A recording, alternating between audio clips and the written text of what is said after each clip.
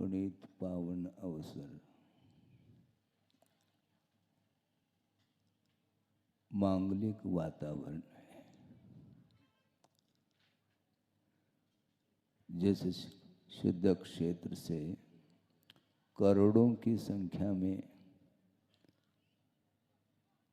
जिन्होंने आगम के अनुरूप साधना करके सिद्धत्व को उपलब्ध किया है,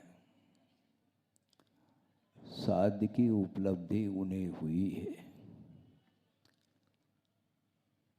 और इसी सिद्ध क्षेत्र को गुरुदेव ने भी चुना था।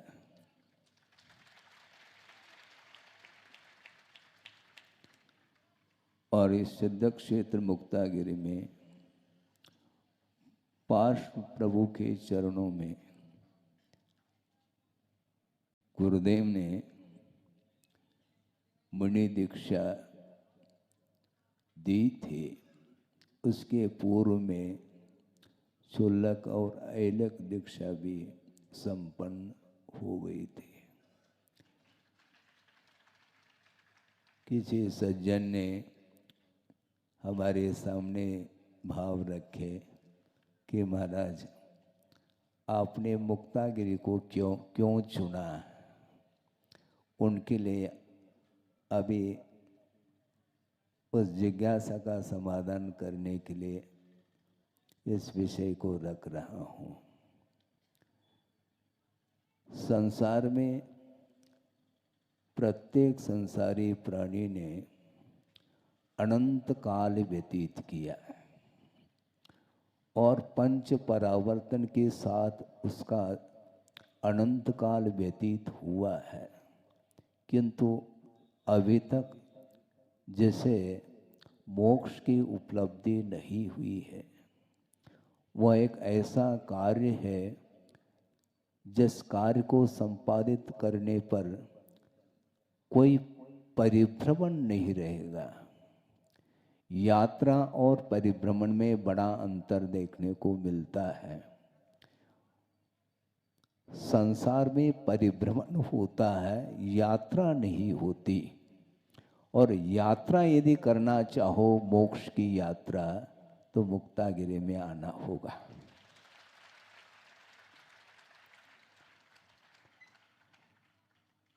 काफी दिन के प्रतीक्षा में थे शुल्लक और ऐलक, जिनके लिए गुरुदेव के कर कमलों से दीक्षा प्राप्त हुई थी। कुंडलपुर सिद्ध क्षेत्र बड़े बाबा के चरणों में और अंतरिक्ष पार्श्वनाथ शिरपुर, वहाँ पर भी उन्होंने दीक्षाएं दी थी। और उनकी जो पवित्र भावना के साथ जिन्हें शुल्लक एवं ऐलक आदि दीक्षा उनके माध्यम से हुई है, और उनकी उस पवित्र भावना को आगे बढ़ाते हुए यहाँ पर यह दीक्षा का कार्यक्रम रखा गया है। एक छोटा सा प्रसंग आपके सामने रखना चाहता हूँ, क्योंकि कोई भी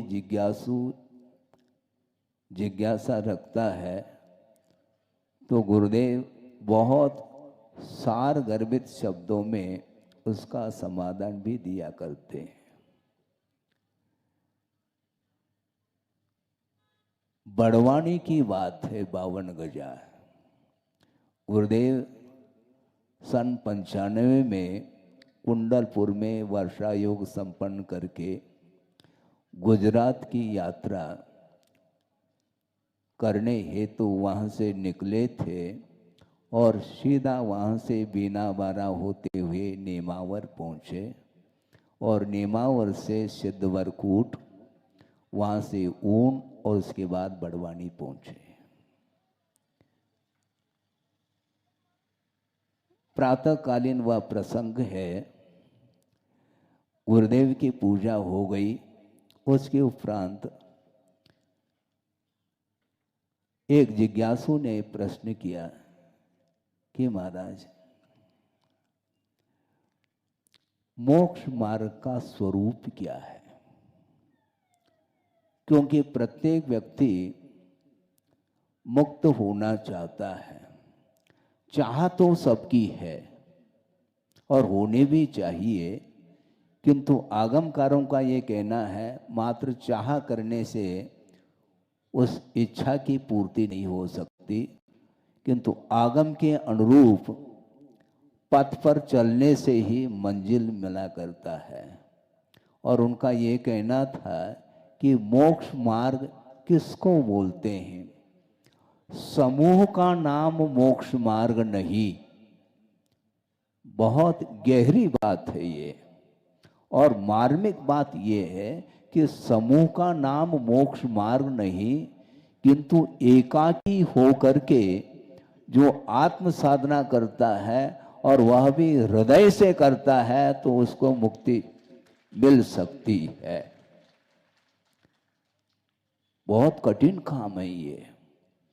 जिनलिंग को धारण करने के उपरांत भी वह कार्य संपादित हो अनिवार्य नहीं, क्योंकि यह मोक्ष मार्ग भीतरी आत्मगत परिणति का नाम मोक्ष मार्ग है। मोक्ष को प्राप्त करने के लिए, उस भाव लिंग को प्राप्त करने के लिए द्रव्य लिंग का ग्रहण करना अनिवार्य है, किंतु द्रव्य लिंग को ग्रहण करने के उपरांत भी संसारी प्राणी भाव लिंग से वंचित रहता है।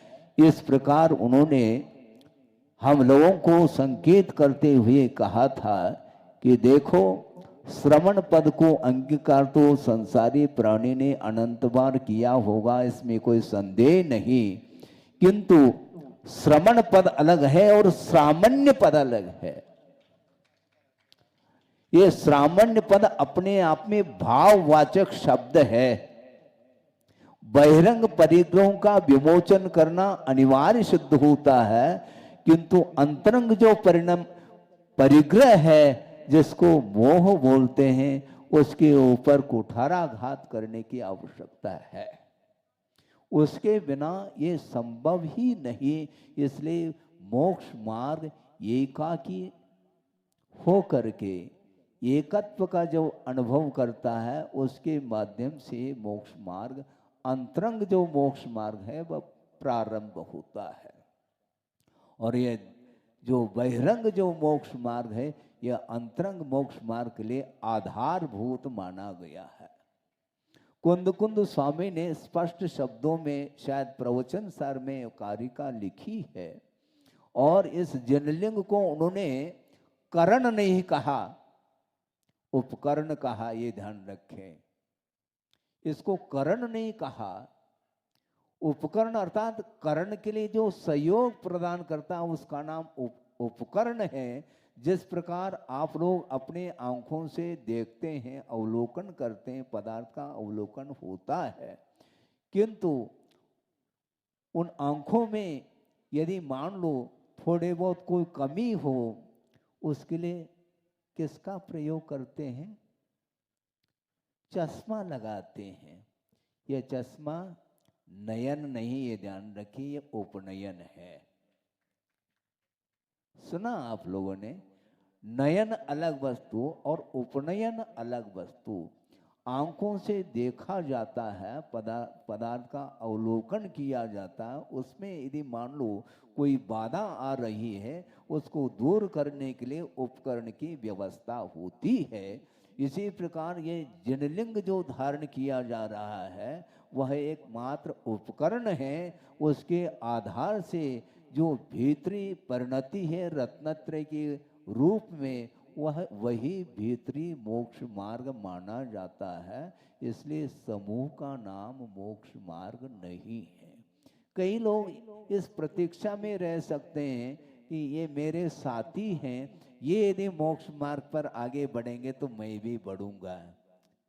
सुन रहे हैं आप? एक दूसरे की साथी को लेकर के मत चलो। साथी संगाती ये तो अनंत काल से चल रहा है, किंतु अपने आत्मा का दर्शन करना चाहता है। अन्य जितने भी पदार्थ हैं उन पदार्थों के प्रति, अर्थात चेतना चेतनात्मक जो पदार्थ हैं उन पदार्थों से जब तक हमारा उपयोग प्रभावित रहेगा तब तक हमारा मोक्ष मार्ग अवरुद्ध रहेगा, ये ध्यान रखें। इसलिए गुरुदेव ने कहा कि समूह का नाम मोक्ष मार्ग नहीं है। फिर भी यदि आप लोगों के लिए वह आदत से पड़ी है समूह में रहने की, इसलिए मोक्ष मार्ग में भी समूह आप चाहते हैं, किंतु गुरुदेव ने ये कहा यदि समूह चाहिए तो समूह बन सकता है। किसका? रत्नत्रय ये समूह है, ध्यान रखो। सम्यक दर्शन, सम्यक ज्ञान और सम्यक चारित्र, इनके समुदाय का नाम, समष्टि का नाम मोक्ष मार्ग है। यहाँ पर भी समूह बन रहा है, किंतु किसी साथी संगाती जो अपने मित्र इत्यादि की अपेक्षा को लेकर के समूह नहीं, किंतु जो पवित्र रत्नत्रयात्मक जो आत्मा के भाव हैं उसी का नाम मोक्ष मार्ग है। उस अंतरंग मोक्ष मार्ग पर चलने के लिए जो उपकरण के रूप में वह द्रव्य लिंग माना जाता है, और इस लिंग को तीर्थंकरों ने भी धारण किया है, ये ध्यान रखें। ये जनलिंग माना जाता है। जिनेंद्र भगवान ने भी इस लिंग को स्वीकारा था, क्योंकि जब तक परिग्रह का विमोचन नहीं होगा, पांचों पापों का त्याग जब तक नहीं होगा, तब तक मोक्ष मार्ग बनता नहीं। और मोक्ष मार्ग पर निरंतर हृदय के साथ हम चलते चले जाते हैं तो मोक्ष दूर नहीं। गुरुदेव ने एक बात और अच्छी कही थी, वैसे सारी बातें वो अच्छी कहते हैं, प्रसंग की अपेक्षा से कह रहा हूं कि वस्तुतः शुद्ध परमेश्वर जहां पर विराजमान है वहां तक हमें पहुंचना है। निश्चित रूप से हम पहुंच जाएंगे, क्योंकि सिद्ध परमेश्वर वहां पर रुके हुए हैं, आगे उनकी गति नहीं। सिद्धत्व को उपलब्ध होने के उपरांत यहाँ से एक समय में लोक के अग्रभाग पर जाकर के विराजमान होते हैं, उसके बाद वो कभी गमन नहीं करते हैं। इसलिए बहुत जल्दी वहां तक हम पहुंच जाएंगे, उनको पकड़ लेंगे, ये ध्यान रखो। लेकिन वहां तक जाना खेल नहीं है, बहुत कठिन काम है। धर्म की आराधना करना बहुत दुर्लभ है। और मोक्ष को प्राप्त करने के लिए गुरुदेव ने एक और बात कही थी बड़वानी में। उन्होंने ये कहा था कि मोक्ष मार्ग परिशह और उपसर्गों के बीच से ही वह मोक्ष मार्ग चलता चला जाता है, ये ध्यान रखो। इसलिए जो दीक्षार्थी हैं उनके लिए हमारा ये कहना है, और हमारा नहीं कहना, ये ध्यान रखो। गुरुदेव ने जो कहा था उसको मैं दोहरा रहा हूं। मैं हमेशा गुरुदेव के जो संकेत हैं, उनके जो उपदेश हैं, उस उपदेश को आत्मसात करते हुए उनके वचनों को मैं मात्र दोहराता रहता हूं। किंतु ये ध्यान रखो, राह दो नहीं, दोहराना अलग विषय, किंतु राह तो एक ही रहेगा, ये ध्यान रखो। मोक्ष मार्ग अनेक नहीं हो सकते। उनका ये कहना था कि मोक्ष पद पर कदम रखते समय ये ध्यान रखें, हमेशा अपने ही परिणामों के द्वारा अर्जित जो पाप कर्म हैं वे उदय में आ सकते हैं, और तुम्हारी परीक्षा करेंगे, वो उस परीक्षा में पास होना है। कौन सी परीक्षा है महाराज? 22 परीक्षा है।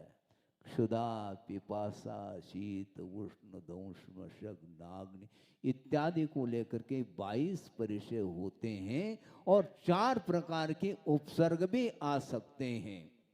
देवकृत उपसर्ग, मनुष्यकृत उपसर्ग, तिर्यंचकृत उपसर्ग और प्राकृतिक उपसर्ग, इन उपसर्गों को भी सहन करने के लिए अपने को कटिबद्ध होना है। यद्यपि वर्तमान में दीर्घ सहन नहीं है, सुदूर जंगल में जाकर के चतुर्थ काल में जो श्रवण लोग साधना करते थे, उस प्रकार की साधना हम नहीं कर पाएंगे, ये बात अलग है।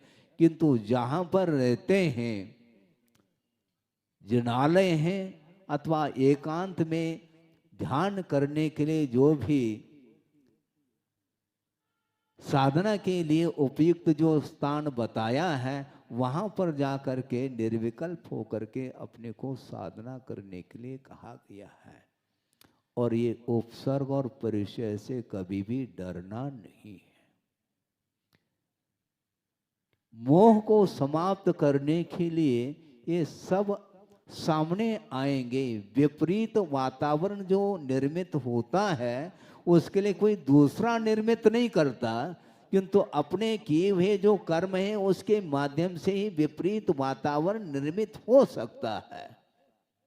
और अच्छे जो धार्मिक कार्य हैं उसमें विघ्न उपस्थित हो सकते हैं, किंतु गुरुदेव ने कहा कभी भी डरना नहीं चाहिए। हाँ, किसी से भी नहीं डरना। किससे डरना? पाप से डरो, ये कहा।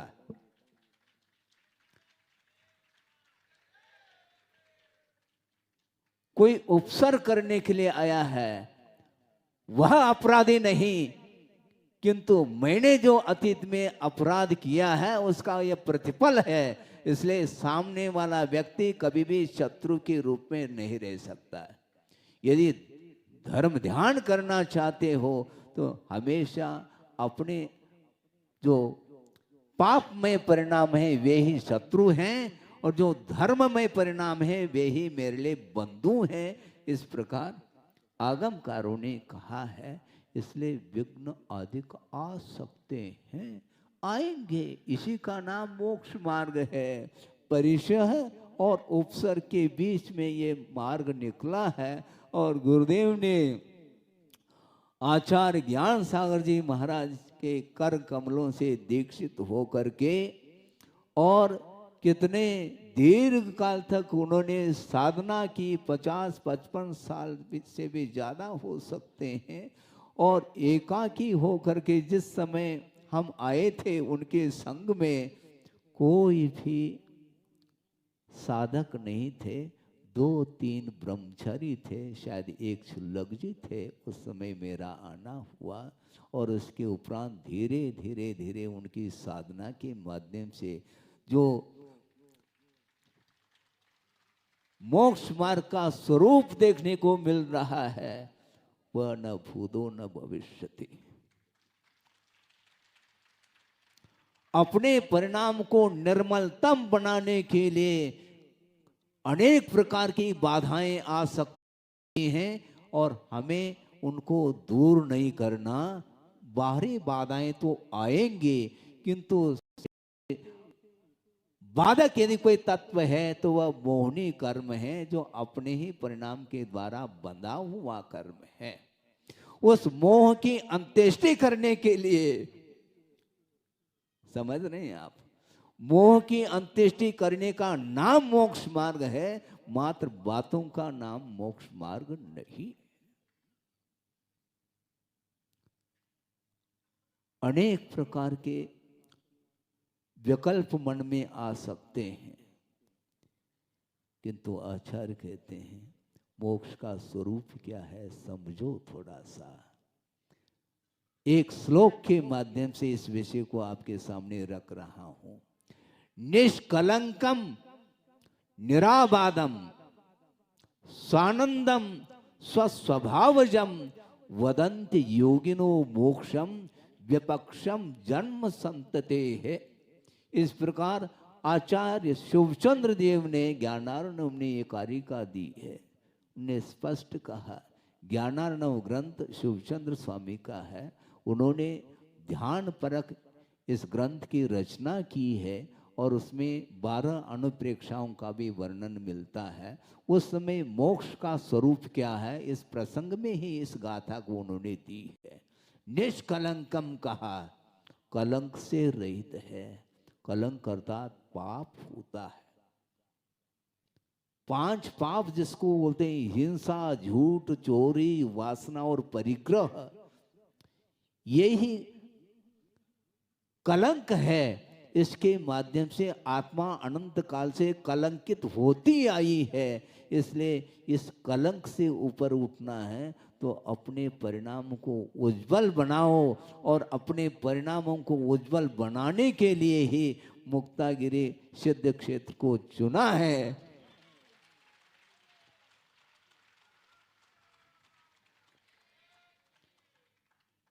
और इस पवित्र स्थान में आते ही ऐसा लगता है कि मानो हमें मोक्ष मिल रहा है।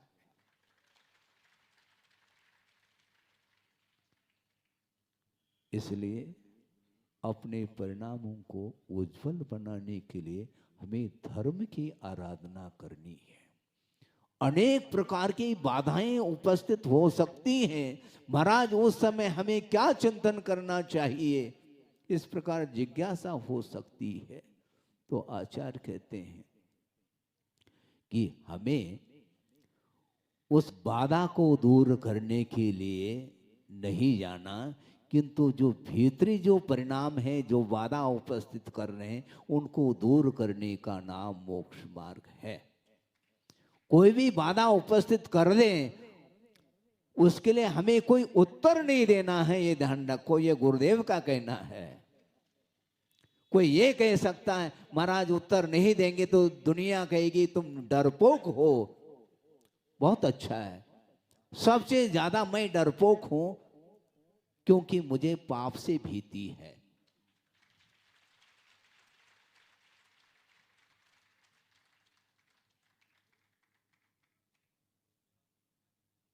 साधक को, मुनि को, श्रमण को पाप भीरु होने के लिए कहा है। हमें रणांगण में जाकर के दूसरे के साथ युद्ध नहीं करना, किंतु मोह के साथ युद्ध करने के लिए यह जैनेश्वरी दीक्षा दी जाती है। ध्यान रखें। आपको लग सकता है कि महाराज आप बहुत थोड़ा जोर से बोल रहे हैं, ताकि दूर दूर तक जो जनता है वो बैठी है, उनको भी ये समझ में आ जाए कि वस्तुतः मोक्ष का स्वरूप क्या है और मार्ग का क्या स्वरूप है। कुंद कुंद स्वामी का दर्शन न हमने किया न आपने किया, किंतु कुंद कुंद का परिचय यदि दिया है तो गुरुदेव ने दिया है।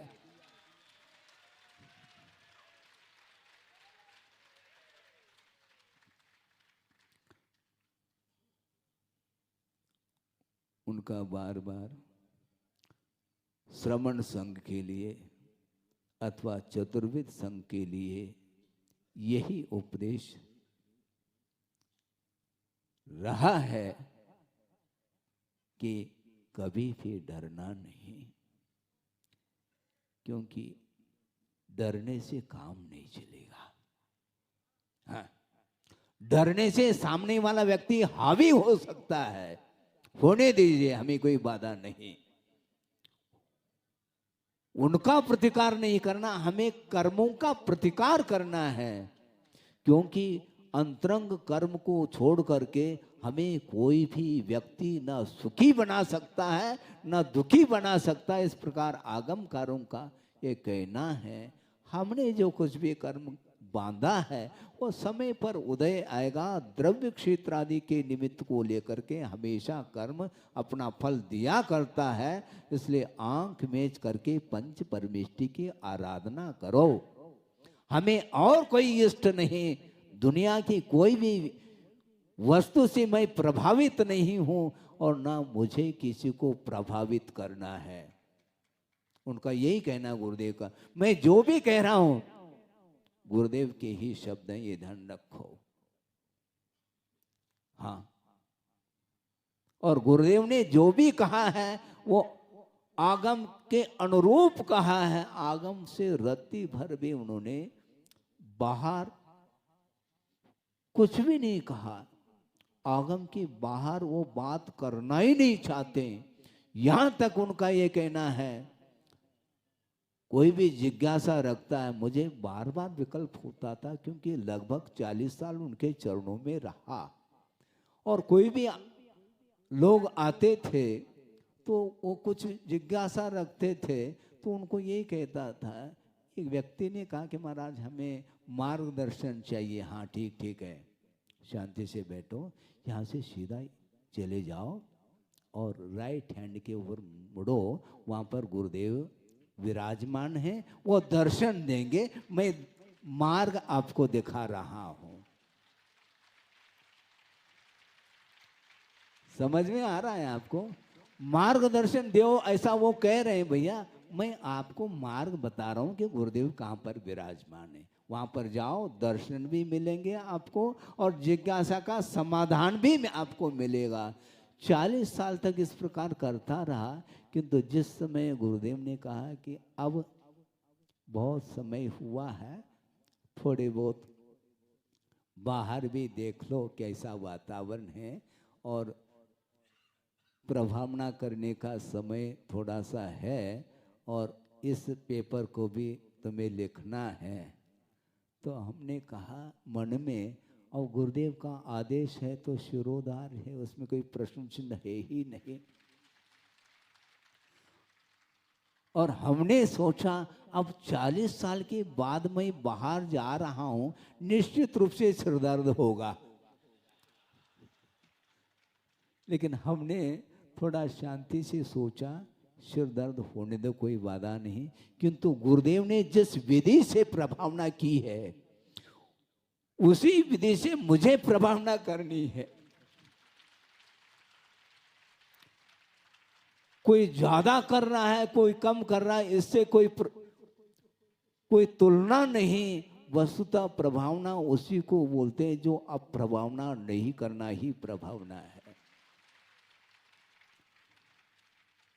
मोक्ष मार्ग बंधुओं ये ध्यान रखो, बहुत कठिन है, बहुत कठिन है, बहुत जटिल है, किंतु गुरुदेव के वाक्य तो सुनो। उन्होंने ये कहा था ब्रह्मचर्यों के सामने कि मोक्ष मार्ग जटिल है किंतु कुटिल नहीं, ऐसा कहा था। मोक्ष मार्ग में यदि कुटिलाई आ गई, उसको भव भव में भी मुक्ति नहीं मिलेगी, लिख करके रखो। क्योंकि बाहर कुछ प्रदर्शन, भीतर कुछ भाव रखने वाला व्यक्ति कभी भी मोक्ष मार्गी नहीं बन सकता। ये बिल्कुल अकाट्य सिद्धांत है। इसी को बोलते हैं द्रव्य लिंग अलग है और भाव लिंग अलग है। ये उन्होंने कहा। तब हमने सोचा अब बाहर निकले हैं तो सावधानी के साथ प्रत्येक जिज्ञासा का समाधान आगम के आधार से मुझे देना है। यदि नहीं आता है तो मैं मौन रहना पसंद करूंगा, किंतु कभी भी आगम से हट करके मुझे बोलने के लिए न आगम की आज्ञा है न गुरु की आज्ञा है। जिज्ञासा का समाधान प्रत्येक जिज्ञासा का समाधान नहीं हो सकता। आगम के आधार से आप जिज्ञासा रखो, आगम के आधार से ही समाधान मिलेगा। आप मन गढ़ंत यदि जिज्ञासा रखेंगे तो हम कहेंगे ओम शांति, उसका कोई उत्तर नहीं देंगे, ये ध्यान रखो। हाँ, आगम के अनुरूप जिज्ञासा, आगम के अनुरूप समाधान। आज क्या क्या हो रहा है दुनिया में आप सब जानते हैं।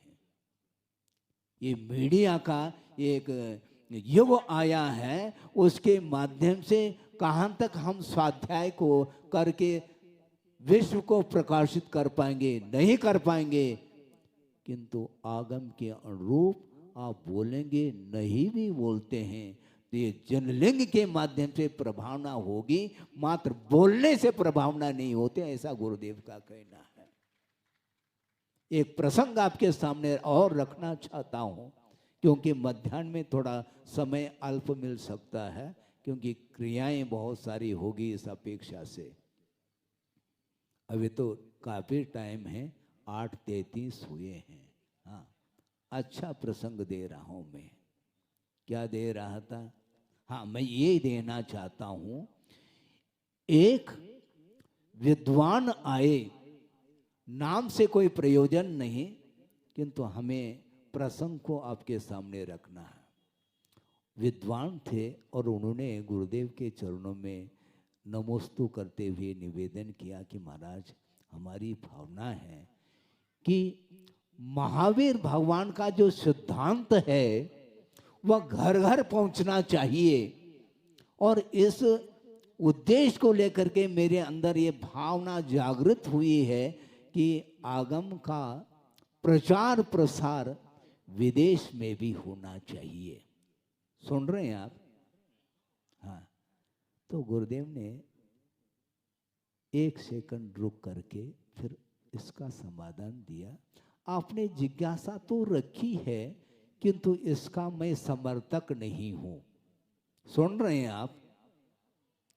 हाँ, महावीर भगवान के सिद्धांत को प्रकाशित करने के लिए, प्रचार प्रसार करने के लिए कम से कम भूमिका की ओर भी दृष्टि आपकी होनी चाहिए, जहां पर मद्य मधु मांस का त्याग नहीं, कोई संस्कार नहीं, ना कोई आस्था है अहिंसा के प्रति, तो वहां पर इस प्रकार आगम के ग्रंथों का आप उनके लिए स्वाध्याय करने के लिए देंगे तो यह ठीक नहीं माना जाएगा।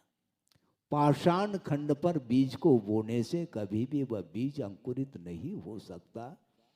मैं ये नहीं कह रहा हूं कि उनके लिए कुछ उपदेश नहीं मिलना चाहिए, ये नहीं, किंतु वह पात्रता का भी ख्याल रखो।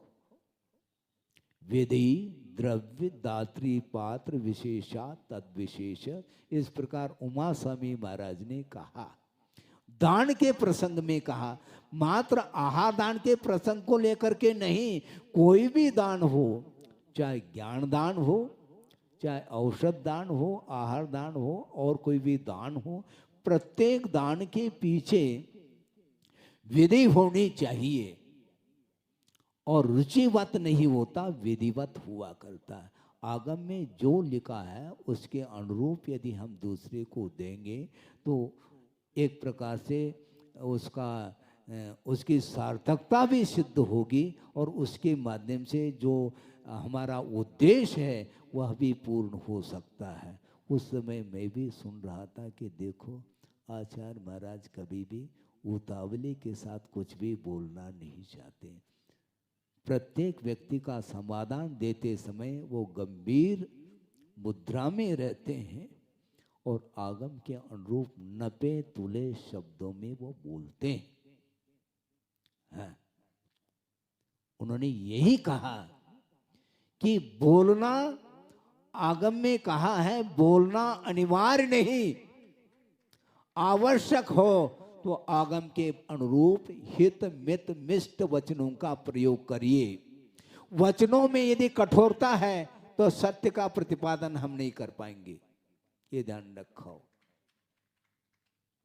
सत्य का प्रतिपादन करना चाहो तो निश्चित रूप से धर्म का आलम्बन लेना पड़ेगा, और वस्तुतः आर्य धर्म की आराधना जो निरंतर करता है उसके अंदर कुटिलता नहीं आएगी, और कुटिलता यदि नहीं आएगी तो उनके वचनों में मृदुता भी रहेगी। वचनों में जो कोमलता है वह अपने आप में बहुत बड़ा मायना रखता है। हाँ, कम बोलो, किंतु हित मित मिष्ट वचन बोलने का अर्थ यह है कि यह सत्य जो धर्म है, इस सत्य धर्म के आलम्बन से अहिंसा धर्म की रक्षा होती है। मेन यदि कोई धर्म है तो वो अहिंसा धर्म है। अहिंसा धर्म की रक्षा करने के लिए आगम के अनुरूप हित मित मिष्ट वचनों का प्रयोग करना यह सत्य धर्म माना जाता है, और सत्य का प्रयोग वही कर सकता है जिसके अंदर कोई भी लोभ नहीं है, वही सत्य की आराधना कर सकता है। हमें उत्तेजित नहीं होना।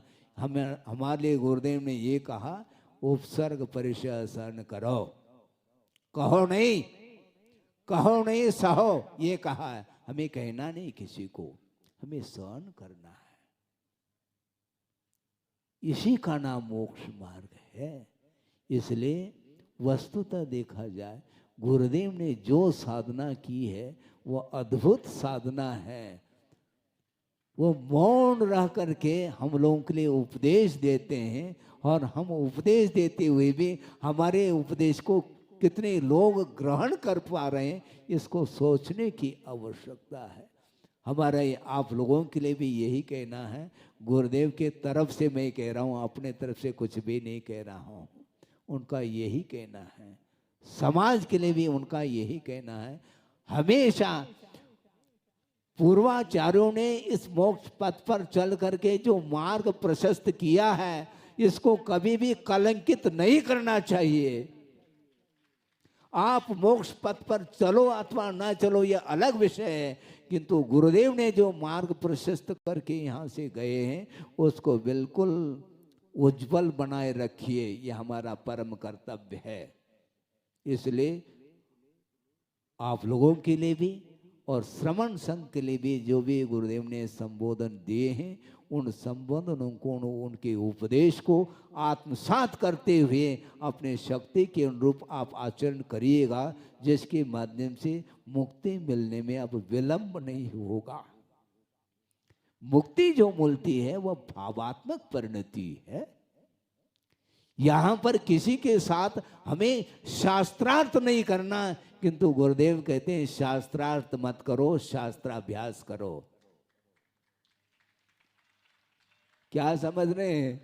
हमें किसी के साथ शास्त्रार्थ नहीं करना, किंतु शास्त्राभ्यास करने के लिए कहा, और दोष वादेश मौनम कहा। इसलिए हमें किसी के साथ वार्ता नहीं करनी है, न किसी के साथ उत्तेजित होकर के आगम के विरुद्ध कोई शब्दों का प्रयोग करना है। हमें कुछ नहीं करना। गुरुदेव ने जो कहा उसको हमें आत्मसात करने के लिए अवसर है। इसके माध्यम से ही परिणामों में हमें निर्मलता आ सकती है। आप ये नहीं समझो महाराज हम कैसे करेंगे, हम तो गृहस्थ ठहरे। हाँ ठहरो, कोई बाधा नहीं। श्रवण के योग्य मार्ग अलग है और श्रावक के योग्य भी मार्ग बताया गया है। ये धर्म का जो रथ है, इसके दो पहिए हैं, एक श्रवण और एक श्रावक। इन दोनों के माध्यम से ही यह धर्म का रथ पंचम काल के अंत तक चलने वाला है। हमें चिंता की कोई बात नहीं है, क्योंकि मैं ये समझ रहा हूं, यद्यपि शरीर की दृष्टि से हम और आपके बीच में गुरुदेव नहीं हैं, इस वियोग जन्य पीड़ा हो सकती है, होती है, इसमें कोई बाधा नहीं, किंतु गुरुदेव प्रत्येक व्यक्ति के हृदय में विराजमान है। इसलिए हमारे बीच में गुरुदेव हैं, है क्या नहीं? हाँ, तव पादो मम हृदये मम हृदयम तव पदद्वये लीनम तिष्ठतु जिनेन्द्र तावत यावन निर्वाण संप्राप्ति। इसी प्रकार तिष्ठतु जिनेन्द्र तिष्ठतु मुनीन्द्र तावत यावन निर्वाण संप्राप्ति। हे भगवान, हे प्रभु और हे गुरु, आपके चरणों को मैं अपने हृदय में स्थापित तब तक करता रहूंगा जब तक हमें मुक्ति नहीं मिलेगी। इसको बोलते हैं हृदय से पंच परमेष्टि की आराधना। ये विधि है, इसके माध्यम से आप लोगों का कर्तव्य है और श्रवणों का भी कर्तव्य है। श्रवण संस्कृति को कायम यदि रखना है तो कुंद का परिचय जो गुरुदेव ने हमें दिया है, तो उस परिचय प्राप्त करके कुंद और गुरुदेव के अनुरूप चलने का प्रयास करिएगा। हम गारंटी देते हैं मुक्त होने में अब देर नहीं लगेगी। गुरुदेव ने ये कहा था, बीच में एक सोचो, रत्नत्रय की आराधना, निर्दोष आराधना करने से इंद्र पद भी मिल सकता है और लोकांतिक पद भी मिल सकता है, और वहाँ से पुनः च्युत हो करके यहाँ पर मुनि बन करके रत्नत्रय की आराधना करते हुए वह मोक्ष का भाजन बन सकता है। इस प्रकार आगम का उल्लेख है और आगम के अनुरूप चलने वाले गुरु हुआ करते हैं। इसलिए गुरु के वचनों को हमें आत्मसात करना है। मध्याह्न में समय मिल जाए तो और भी कहूँगा, ऐसा ना हो कि समय ना मिले। 2-5 मिनट और लेना चाहता हूँ।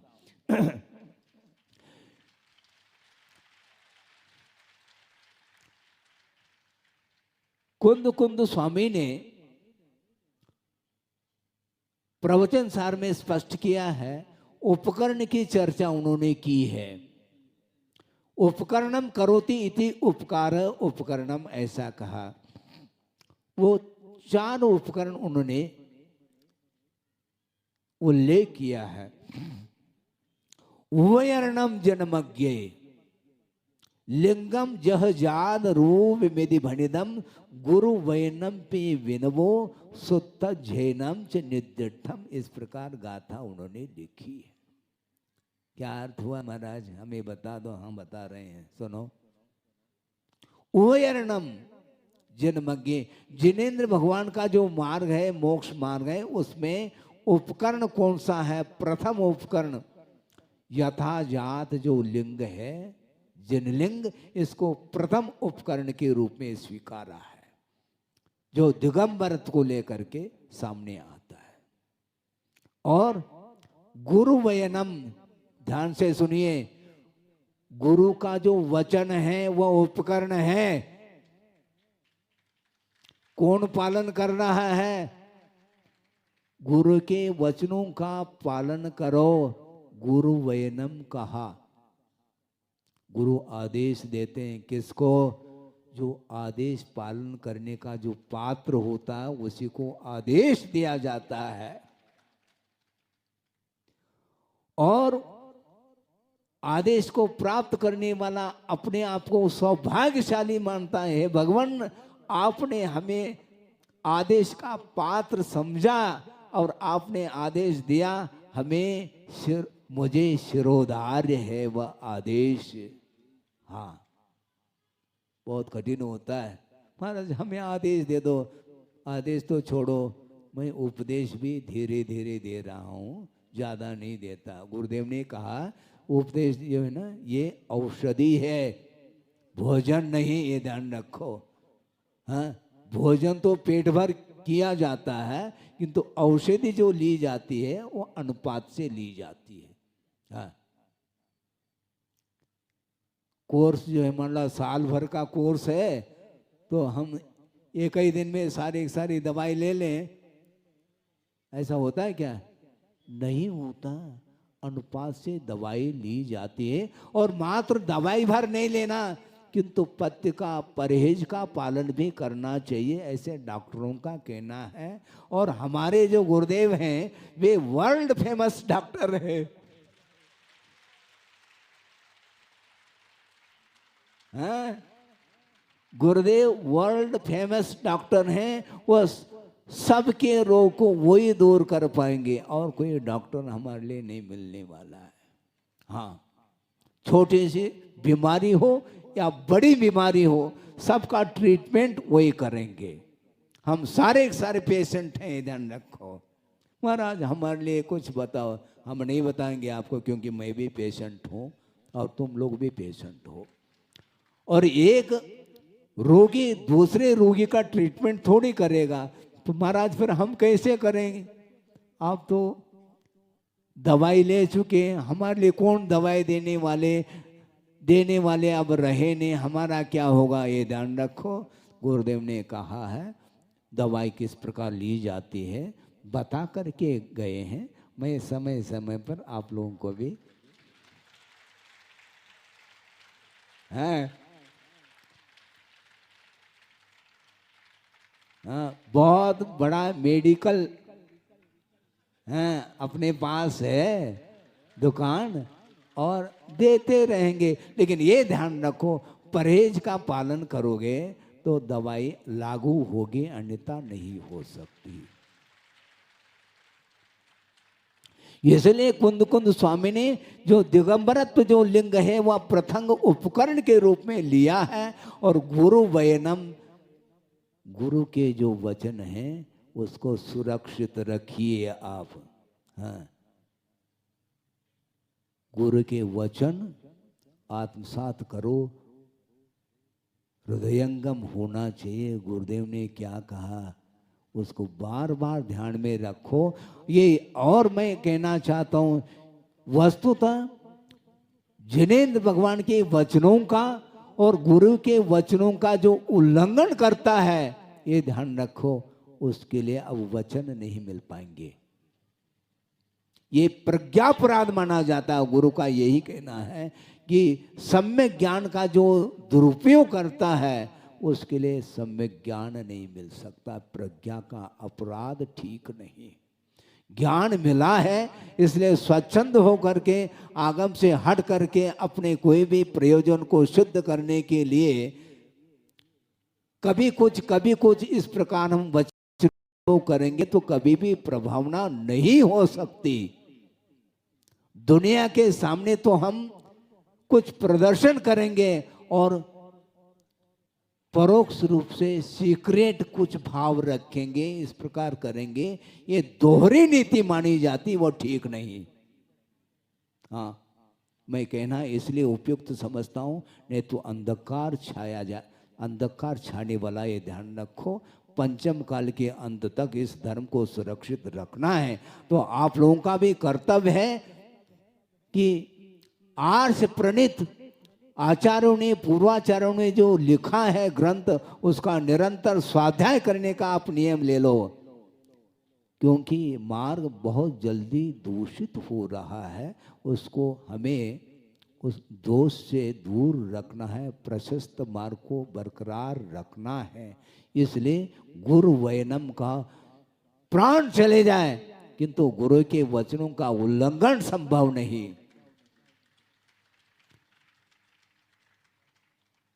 एक श्लोक आपके सामने रख रहा हूं, क्योंकि मध्याह्न में 28 मूल गुणों का आरोपण, व्रतों का आरोपण किया जाएगा।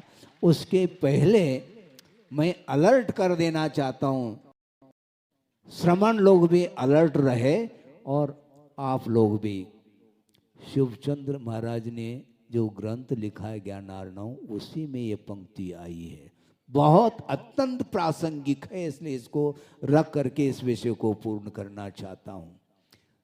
सत्य के प्रसंग में लिखा है, आप ध्यान से सुनेंगे, किस प्रकार के वचनों का प्रयोग नहीं करना चाहिए श्रवण आदि के लिए।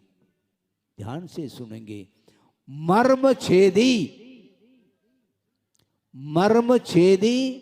मनशल्यम च्युतस्थैर्यम विरोधकम निर्दयम च वचस्त्याजम प्राणे कंठगतैरपि। प्राण कंठगत भी हो जाए उस प्रकार के वचनों का प्रयोग श्रवण के लिए नहीं करना चाहिए। जो मर्म भेदी होता है, मर्म को भेदने वाला जो कठोर वचन होता है, उसका प्रयोग कभी भी नहीं करना चाहिए। मनशल्यम, मन में शल्य उत्पन्न हो जाए, इस प्रकार के वचनों का प्रयोग निषिद्ध है आगम में। मर्म छेदी मनशल्यम च्युतस्थैर्यम, जिसकी स्थिरता ही समाप्त हो जाए, ऐसे वचनों का कभी भी प्रयोग ना करो। मर्म छेदी मनशल्यम च्युतस्थैर्यम विरोधकम, विरोधात्मक भाषा का प्रयोग करेंगे तो निश्चित रूप से अहिंसा धर्म की रक्षा नहीं हो सकती। निर्दयम च वचस्त्याजम, जिनके वचनों में दया नहीं है, निर्दय पूर्ण जो वचन होते हैं, वह कभी भी मोक्ष मार्ग के लिए साधक नहीं हो सकते, किंतु बाधा उपस्थित करते हैं। इसलिए निरंतर इस प्रकार के आप लोगों को ध्यान रखना चाहिए। मोक्ष मार्ग में इस प्रकार के कोई आगम विरुद्ध कोई चर्चा होती है, कोई वचनों का प्रयोग होता है, उस समय आप लोगों का कर्तव्य है मोक्ष मार्ग को बिल्कुल निर्मल रखने के लिए आपको कटिबद्ध होना चाहिए। ये केवल श्रमण का ही कर्तव्य नहीं, श्रमण तो उपसर्ग भी आ जाए तो उसको वह धैर्य के साथ सहन करेंगे, किंतु आप लोगों का कर्तव्य है मोक्ष मार्ग पर यदि कोई उपसर्ग आता है, दूर करने के लिए आपको कटिबद्ध होना चाहिए। तभी आप सच्चे श्रावक सिद्ध होंगे, ये ध्यान रखे। सबके अलग अलग पेपर है, श्रमण भी अपने पेपर लिख रहे हैं, वो आपको भी लिखना है। 700 मुनियों के ऊपर जो उपसर्ग हुआ, उस समय उपसर्ग को दूर करने के लिए कौन आए? विष्णु कुमार मुनि महाराज आए और अपने उस पद से नीचे उतर करके, क्योंकि उन्हें विक्रिया रिद्धि प्राप्त थी और विक्रिया का प्रयोग करके 700 मुनियों की रक्षा की थी उन्होंने। 700 मुनि अकलंक अपने अकंपनाचार सहित जो संघ था 700 मुनियों का, और शांत मुद्रा में बैठे हैं। उपसर्ग आया है, ये अतीत में किया हुआ कर्म का उदय है। इस उपसर्ग को दूर करने का भाव उनके अंदर नहीं आया, ये ध्यान रखो। किंतु इतना पुण्य का उदय था और विष्णु कुमार मुनि महाराज आकर के उस उपसर्ग को दूर किया है।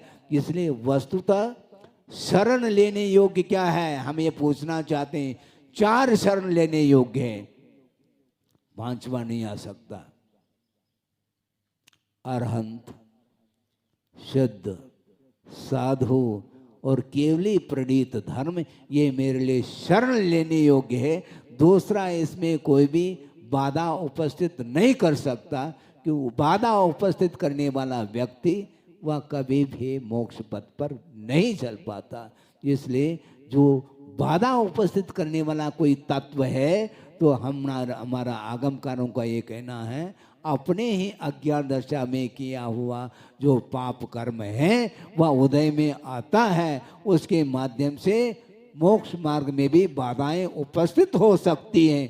होने दीजिए, हमें कोई बाधा नहीं। किंतु गुरुदेव को स्मरण करते हुए यदि हम मोक्ष मार्ग पर चलेंगे, कोई भी व्यक्ति बाधा उपस्थित नहीं कर सकता। यदि फिर भी बाधा उपस्थित करता है तो गुरुदेव का ये कहना है उनका भी कल्याण हो जल्दी जल्दी। इसी प्रकार का भाव हमें रखना चाहिए, क्योंकि शत्रु के प्रति भी कल्याण का भाव रखोगे तो जल्दी कल्याण होगा।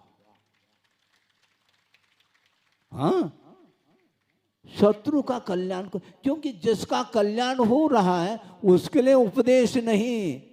जो विपरीत उन्मार्ग पर चलता है उसको सन्मार्ग पर लाने के लिए, उसके प्रति भी अनुग्रह करने के लिए आगम की आज्ञा है। इसलिए सबका कल्याण हो, इस पवित्र भाव को लेकर के चलते हैं। निश्चित रूप से लक्ष्य की प्राप्ति हो सकती है, मंजिल की प्राप्ति हो सकती है। मोक्ष को प्राप्त करने के उद्देश्य को लेकर के ही पथ पर चलने के लिए आगमकारों की आज्ञा है। इसलिए निष्कलंकम, कलंक से रहित है वह मोक्ष। निष्कलंकम निराबादम कहा, उसमें बाधा नहीं आ सकती। मोक्ष में काहे की बाधा? मोक्ष मार्ग में बाधा आ सकती है। मोक्ष मार्ग में व्यवधान उपस्थित हो सकता है। श्रेयांश बहुनि विघ्नानि कहा, किंतु आगमकर्ण ने ये भी कहा, विघ्नोगा प्रलयम यान्ति शाकिनी भूतपन्नगा विषम निर्विषताम याति स्तूयमाने जनेश्वरे। जिनेन्द्र भगवान की स्तुति करने पर ये सारे बाधाएं, विघ्न क्षण भर में वो समाप्त हो सकते हैं। वो इस पवित्र भावना के साथ गुरु को स्मरण में लाते हुए इस विषय को हम पूर्ण करता हूँ। अहिंसा परमो धर्म की जय।